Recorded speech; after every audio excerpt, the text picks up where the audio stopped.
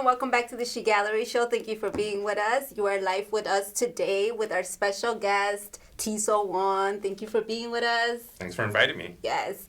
So some of you may remember, but probably not, because it was February 3rd of 2020, and that was 2 years ago almost now. Time is going by so fast. But TSEL was with us before. He was here with us at the She Gallery Show for season 7, which was again in 2020, and we were introduced to TSEL as first generation graffiti writer who does a lot of community work. And today we invited TSEL back to join us because TSEL is going to be our panel 2 moderator for Chicago style graffiti exhibit that we are celebrating, Family Resemblance Evolution. You are all very familiar with this exhibit by now because we have been promoting it for over a year, and we are extremely excited to have TSEL come and join us as moderator. My name is Dulce Diaz. I am founder and director of Sharing His Energy Gallery, that is She Gallery, a nonprofit based out of Chicago.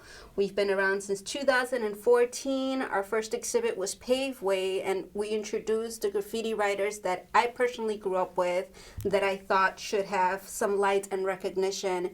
And here we are so many years later, now working with first generation graffiti writers and continuing to educate the public about the importance of hip hop and also giving light to the writers that pioneered this great movement. So we invite you to visit our website, and that's sharinghisenergygallery.net. Again, that's sharinghisenergygallery.net. And if you visit our CAN T.V section here, and you scroll down to season 7, you get to this page. And then you could see our interview with TSEL ONE.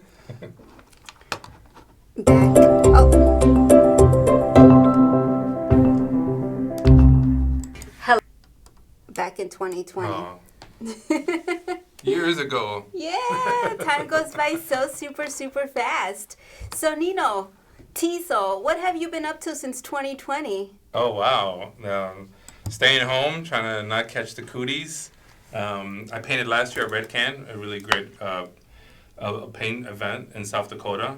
It's a combination of really talented artists showcasing their art in the middle of the country.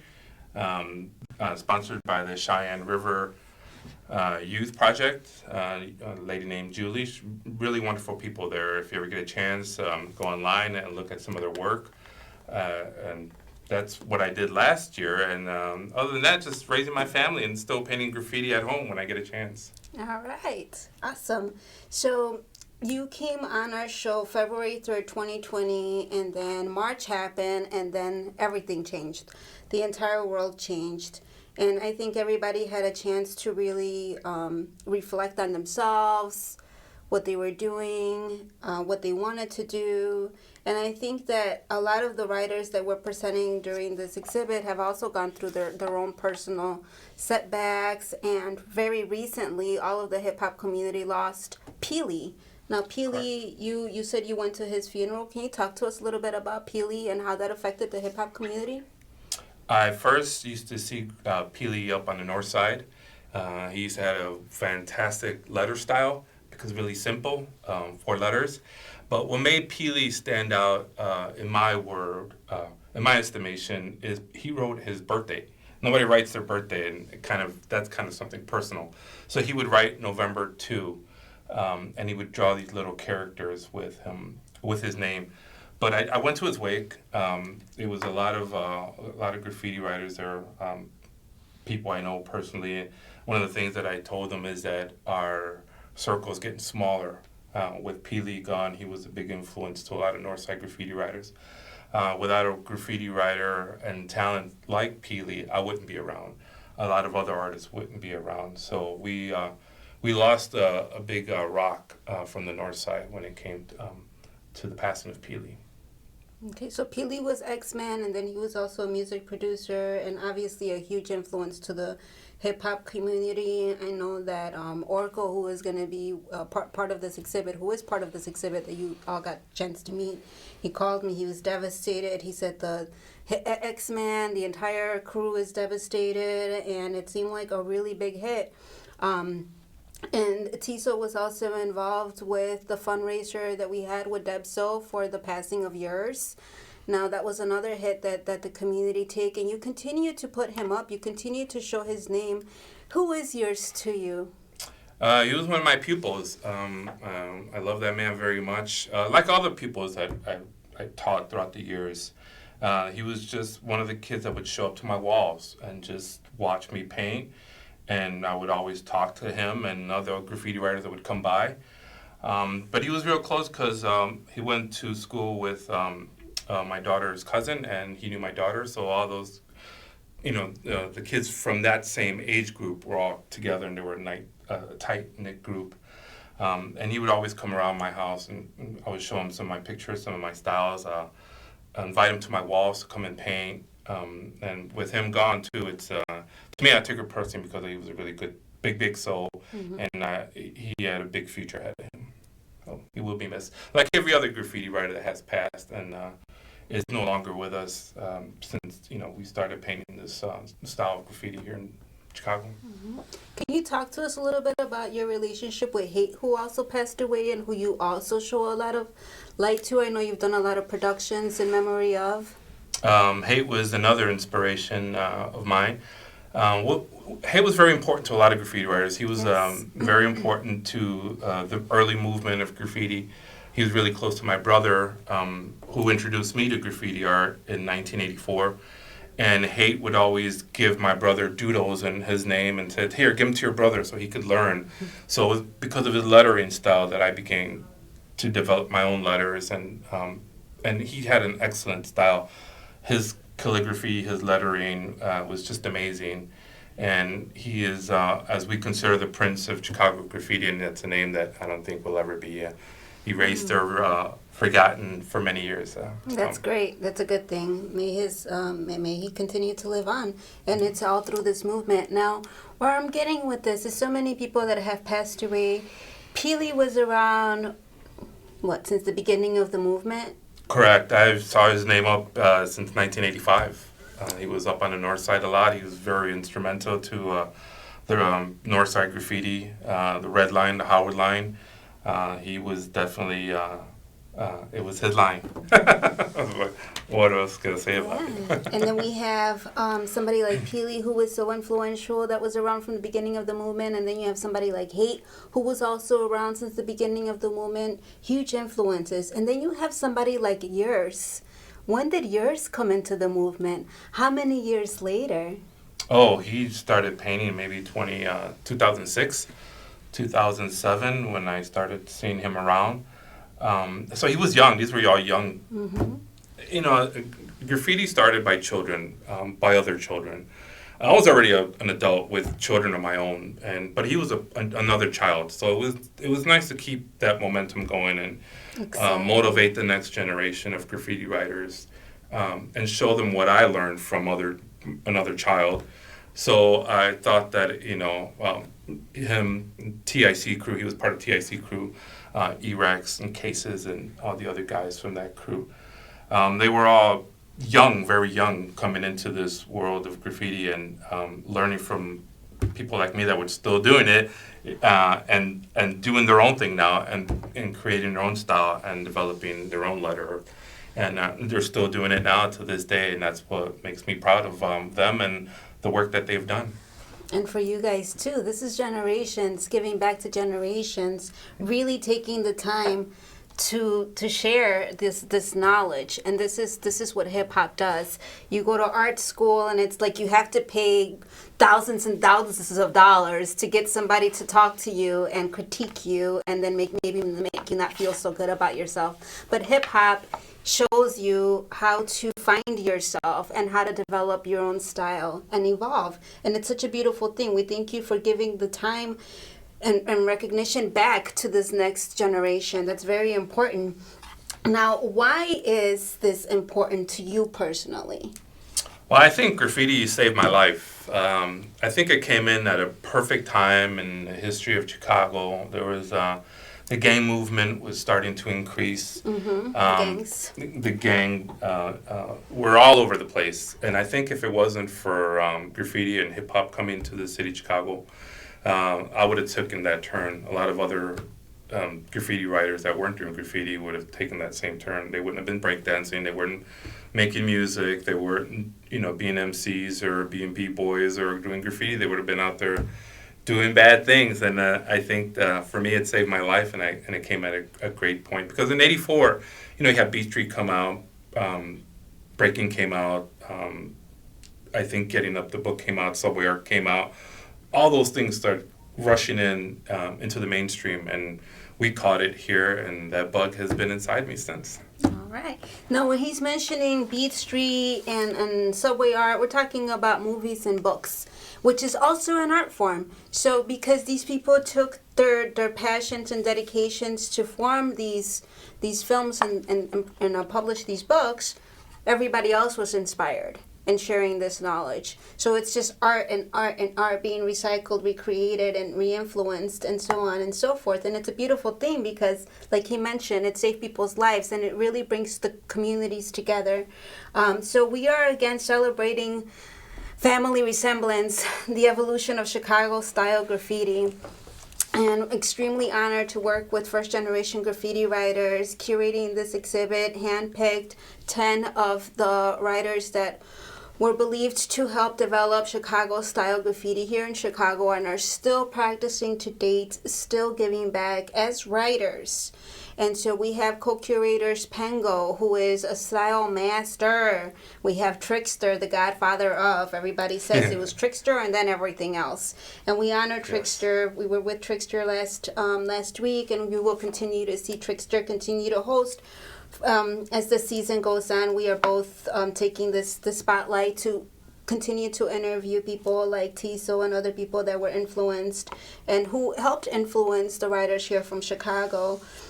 And this lineup, it's an amazing roster. Some of these writers didn't know each other. Some of them had beef back in the day. But this is, again, bringing everybody together. And it's such a beautiful thing. You got Northsiders, you got Southsiders. And during our panel one discussion that we had with the Epiphany Center of the Arts, we introduced 5 of these writers. And we had another first-generation graffiti writer, Nick Fury, who we talked about 2 weeks ago. And we went through this panel one. And the discussion was about family resemblance, demographics, kids, like he said, the phenomenon of, and what these kids did, and how graffiti broke down these barriers of racism and social differences. So we have the entire roster is a Warp, B-Boy B, Drastic, Pengo, Take Two, East, Trickster, Orko, Slang, and Fez. It's a pretty all-star group, wouldn't you say? What are your thoughts about this roster, and what are your personal relationships with each of these writers? I think that's a fantastic group of talented artists that you put together, and I'm glad they're still around. Pengo, Trickster, thank you. Absolutely. I'm glad they're all around, still doing their work and still creating, still showcasing what they've learned after so many years.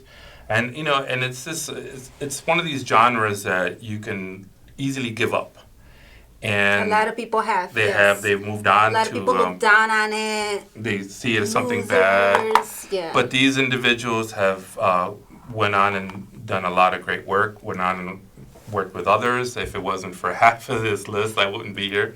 They've taught us a lot, and that's one of the things. Is they were great teachers in their own right. They had great styles. They have great ability to work with colors, and to use these colors and lettering, their calligraphy, to create masterpieces.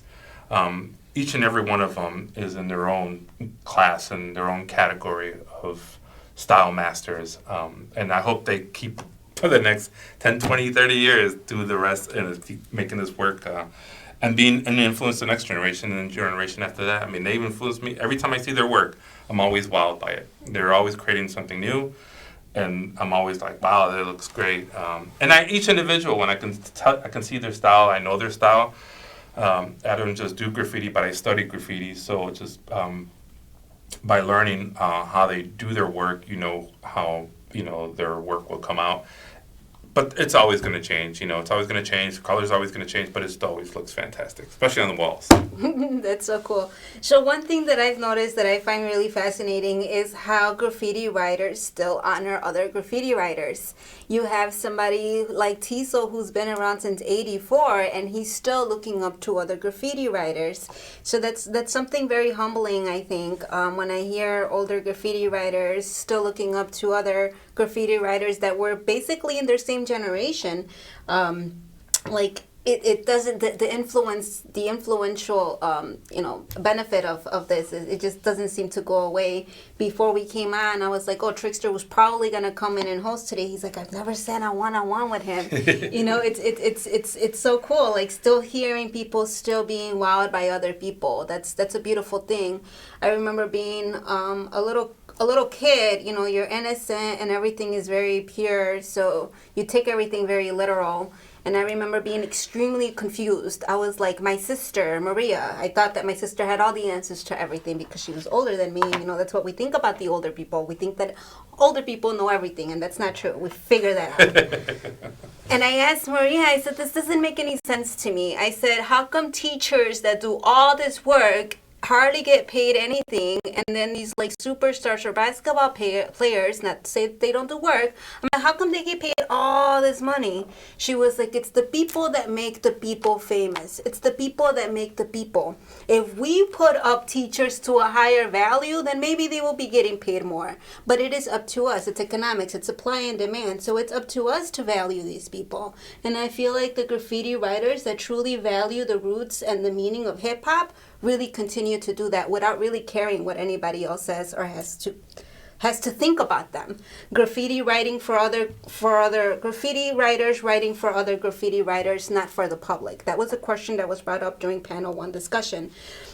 When people get up to write, they're caring about if the other crew saw them. They're not caring about if Joe Smith saw them. They don't care about Joe Smith, quite honestly. They're writing for each other. And I think that that's dope. They're still valuing each other in that way. Now, your panel, it consists of 5 of these writers, and it's focusing on Chicago style graffiti and personal breakthroughs and historical breakthroughs. Do you want to talk to us a little bit about your personal panel, the panel that you have, and your personal thoughts on each of these writers with a little bit more detail? Well, I think when it comes to graffiti writing and these individuals, we all learn from New York style graffiti. But I think what makes it different is that once you learn what they do, you never want to replicate what they do. You want to just kind of use what they've done and make it your own. And each individual Otherwise, you're a biter. And nobody wants to be a biter in the graffiti world. Like, look at this. It's a biter. So, like I know that, East has a nice particular style, and I like his style because it stands out, and it isn't like anywhere else seen. Like, it's not a New York style, it's not an East Coast style or West Coast style. It's a Midwest style, and I like that. And I know that it's, some other the guys on here are more character-based artists, which is great too because it's still part of graffiti, where you can develop fresh b-boy type style characters. But I once you start pointing out their work, you got to kind of figure out where in time you're talking about it, because some of their earlier 80s or their 90s work or 2000s. I think anytime I look at the 80s work, I see it's more pure because it was when it was this rawness. It was brand new. Nobody was working with special caps or even cans. It was what you were given, and you used what you were given to create work. So when I see that, it's almost like a time capsule for me when I see the work. Like, oh, now I know what, a drastic piece was. Now I know what a B-boy beat piece was because it was in that style at that time, at that moment. But you can go on and on.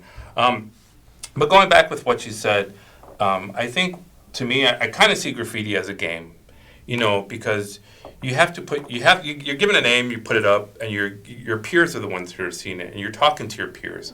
Graffiti writing is a method to talk to your peers via mediums like marker, can of spray paint, or whatever. So I'm talking to them, and the more you develop what you're doing, the more you're up. You're being a winner in the game, and that's one of the things too. Is I respect the game. If I didn't respect the game, I wouldn't be in it. And if the players didn't respect me, I wouldn't do it for them or anybody else. So that's why I have still been doing this since 1984. Respect. I respect them all. 1984. I respect them all, and I hope It's 2022, just saying. they respect me, in the meantime. But that's the name of the game when it comes to graffiti art to me. Graffiti art. All right, well, some people say that graffiti is not an art form. What are your thoughts on that? Dun, dun, dun, dun. Boo for them. It's weird, because even some graffiti writers don't want it to be considered an art form. So Well, it's an art form to them, to themselves. Yeah. It's for our and community. like, you're creating and you're like using paint. Right, but it's not It's not art. graffiti art for your mom. It's not graffiti art for your brother and sister, girlfriend, or anybody else. It's for your friends. That's the graffiti art for them. You're creating it for them. You're creating it for your peers to let them know this is my art to you. So it is art. It's the language for us. When people say that, you're probably talking to somebody who doesn't do graffiti. There's somebody who's working on Wall Street or has a regular 9 to 5. That when they see the word graffiti art, they don't know what you're talking about. But if you talk to another graffiti artist and say, hey, let me check out your graffiti art, they know what you're talking about. They're not going to question it. They're not going to say, oh, I don't call it art, graffiti art. I call it something else. No, they know exactly what, the words are. But it is, to me, it is art, like any other art form that was created in the history of art, from cave paintings to the Renaissance to, impressionistic work. It's art in some form, some fashion. Definitely. Trickster mentions that how graffiti there has not been anything after that. Like everything else has been evolved and taken like from graffiti, which is true probably since way back. So your roster consists of Warp, who is historical. I mean, like everybody looks up to Warp. If you know anything about Chicago graffiti, then you should know about Warp. And if you don't, then visit our website at sharinghis.energygallery.net and check out his interview on the Now section, because we just had the great honor to speak with him last season, and we have him on our second panel, February 20th, 2022, moderated by TSEL ONE. And we will have Warp, who was known to gather all of the writers for the first time ever. So we're just talking about writers looking up to writers. We're talking about people that didn't know who anybody was. You just saw people up, and you started like kind of studying that line. Oh, that bus. Oh, that must be that route. That name must belong to a North Sider, and so on and so forth. So like he mentioned, communicating through the streets, like really communicating through the streets. So Warp instrumented this unison, and like we talked about during his interview, how hard it was just to get kids together without getting in trouble. It was very silly. Like just for kids to get together, you would get in trouble.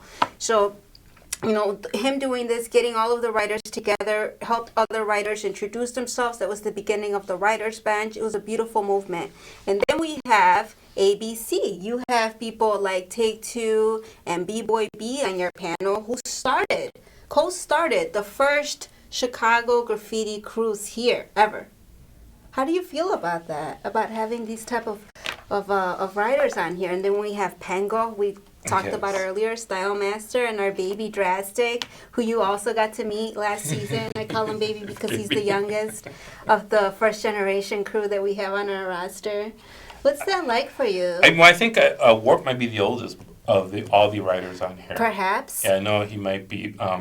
If anybody gets a chance to see the movie Candyman, the original one, we talked about that during his interview. His work is in there. The old one and then the new one. It's fascinating because it's all about an artist who was not given the opportunity, and then the fear, and that happened with Warp when the cops were looking for him during the first film in the 80s. Or it wasn't the cops, it was the filmmakers, and he thought that they was the cops, so he didn't trust them. Oh, I didn't know that. Yeah, so he didn't give himself the opportunity. The filmmakers were looking for Warp so they could have his artwork and part of their movie because they saw his tags up in Cabrini Green. Yeah. So they wanted the real artist, and he was hiding from them like, nah, I don't, cops, I don't believe you. So he did not give himself the opportunity to do this, and you still see his work up there. You can see his work in the original Candy, movie. The story itself, kind of like, I don't know, they're saying, we talk about that during his interview. Life imitating art, yes, art imitating life in crazy. Some way. But they're all great. B-Boy B and the ABC crew, I admired them from day one. I mean, I used to ride the Douglas whole hairline in 84, 85, just admiring their work, taking pictures of their work. I still have the original photos at home of That's so all cool. their classics that they would paint, and Take Two was part of that. He was really, really instrumental with seeing Flash and B-Boy B and all of ABC. And I think that was one of the most, the name says it all, artistic bombing crew. If any crew was to ever, live up to its title, it would be ABC. And I'm glad that they still are showing that they're still out there creating works. So yeah, you got a really good roster, and I can't wait to talk to them and find out more about them and their history and what they're up to now. Yeah, thank you. And we look forward to seeing you as moderator for our panel 2 discussion, again with the Epiphany Center for the Arts, February 20th, 2022. We have our exhibit opening on Chicago's birthday, March 4th, 2022. Then we have a hip-hop jam party, April 16th, 2022, and our closing reception ends in May. I forget the exact date, but we do have a lot of really cool and exciting events as we continue to celebrate Chicago style graffiti celebration here. And we also have special guests flying in. We are excited to announce those. We won't do that quite yet tonight, but we are extremely excited to have our out of town field trips, more youth organizations, to continue to showcase everything that we've talked about tonight, giving back to the children, why hip hop is important. Yes, it's cool, it's extremely cool, but it's the reason why it's so cool and why it should be celebrated and honored. Now, is there anything that you would like to leave the audience with as far as like for the kids in the next generations and why hip hop is important to you? Keep creating. Keep creating whatever you feel your mind is telling you to create. I've been doing it since I was 5 years old. So I'll be 50 this year. So that's good 45 years of just picking up a pen and just creating what pops up. I think if you keep doing that, you never know where it's going to take you. It could take you around the world. It could, make you take you to the White House. It could take you wherever you want to go. Or you could just, sit at home, pick up a pen, listen to some good music, and start creating work. That's what I always say to those, the next generation. Graffiti saved my life. I know that there's different routes other people can take. You can go to school and learn a trade, a craft. That's also fine. But for those, that are in the streets that have no outlets, you have other outlets. There's millions of outlets, and graffiti was one of them for me. Do you think, really quick, that there's chance that graffiti can still help our youth today with all the violence that we have going on? Absolutely. I think it's very therapeutic. I think it helps the soul. I think if you sit down and start creating something and work it out, your mind starts to change. Your mind can think of other things that are might be non-violent. So I do believe it can heal the soul, it can heal the mind, and it's very, very therapeutic. I think art is, it does help, and it is healthy. Yeah, completely. Thank you again. Well, that's it for the show. That's it for tonight. We thank you again so very much. And we continue to celebrate first generation graffiti writers here in Chicago that helped develop the style. We are honoring those that are no longer with us. We're honoring those that were influenced by, those that influenced these guys. We're just completely honored to have all of you joining us, and stay in touch and continue to celebrate with us. See you again Thank next you. week. Peace. Bye.